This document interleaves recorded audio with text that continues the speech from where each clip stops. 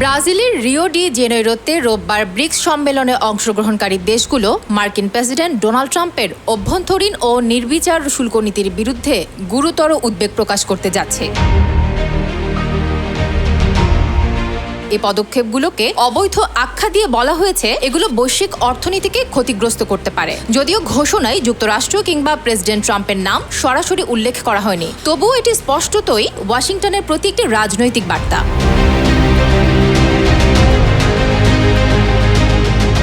Bricks এবং সম্প্রতি যুক্ত হওয়া সৌদি আরব, ইরান, সংযুক্ত আরব আমিরাত, মিশর, ইথিওপিয়া ও ইন্দোনেশিয়া সহ মোট 11টি সদস্য রাষ্ট্র এখন বিশ্ব জনসংখ্যার প্রায় অর্ধেক এবং বৈশ্বিক অর্থনীতির 40% প্রতিনিধিত্ব করে। চীনের প্রেসিডেন্ট শি জিনপিং 12 বছরের মধ্যে এই প্রথম ব্রিক্স সম্মেলনে অংশ নিচ্ছেন না।